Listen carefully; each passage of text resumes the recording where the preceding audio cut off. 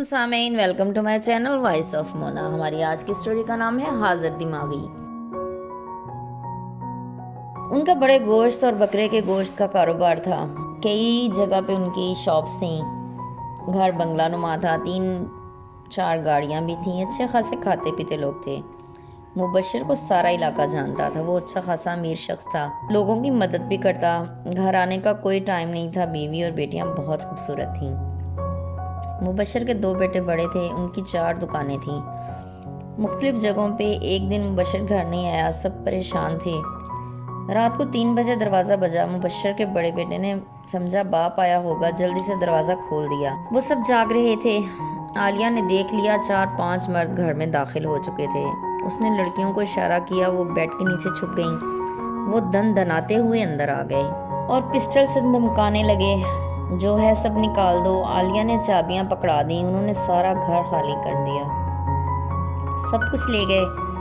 عالیہ نے بھاگ کر دروازہ بند کیا، سب ڈر چکے تھے۔ عالیہ کی حالت بھی خراب تھی، سب کو کچھ ہی دیر میں بخار ہو گیا۔ ساری رات جاگ کر گزاری۔ صبح ہوئی تو مبشر گھر آیا، اسے پتہ چلا تو تھانے رپورٹ لکھوائی۔ گھر اور باہر خفیہ کیمرے لگے ہوئے تھے، وہ لوگ صاف نظر آ رہے تھے۔ پھر سب پکڑے گئے۔ مبشر نے اپنے باڈی گارڈز اور پہرے دار رکھ لیے۔ بچوں کی شادیوں کا بھی مسئلہ کھڑا ہو گیا، کوئی ان کے ساتھ رشتہ داری بھی نہیں کرنا چاہتا تھا۔ ان کے گھر ڈاکہ کیا پڑا، سب ان سے دور ہو گئے۔ مبشر پریشان تھا، پیسے کی کوئی کمی نہیں تھی۔ عالیہ اس دن سے بیمار ہو گئی تھی، ڈر سب کے دلوں میں ہی گھر کر گیا تھا۔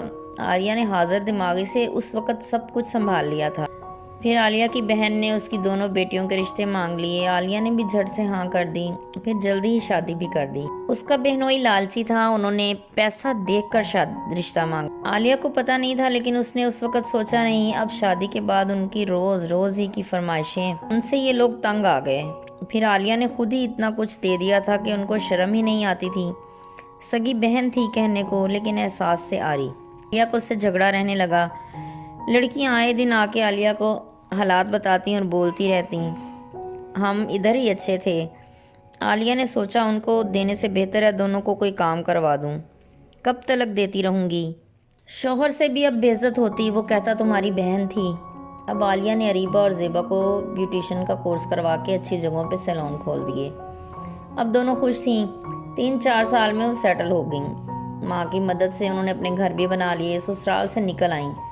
شوہر بھی لالچی تھے، لیکن اب ان سے بات نہیں کر سکتے تھے۔ عالیہ دونوں کے ساتھ تھی، ہر وقت ان کی خبر رکھتی۔ آج ان کی خوبصورتی اور حاضر دماغی سے ان کے کام چل پڑے تھے، وہ بہت سمجھدار تھیں۔ عالیہ نے سیکیورٹی کا بھی پورا بندوبست کیا ہوا تھا، ان کے ساتھ باڈی گارڈ رہتے ہر وقت، کیمرے بھی لگے ہوئے تھے، لیکن وہ پھر بھی بہت محتاط رہتی تھیں۔ ایک حادثے نے انہیں لوگوں کی پہچان کروا دی تھی۔ لوگ کسی کو اہمیت نہیں دیتے، صرف پیسے کو اہمیت دیتے ہیں۔ اس لیے ہمیں بھی سوچنا چاہیے اور اپنا خیال رکھنا چاہیے اور محتاط رہنا چاہیے۔ عالیہ کو اس حادثے نے بہت مضبوط کر دیا تھا۔ اب وہ ٹھیک تھی اور اپنے لیے بھی بہت کچھ کر رہی تھی۔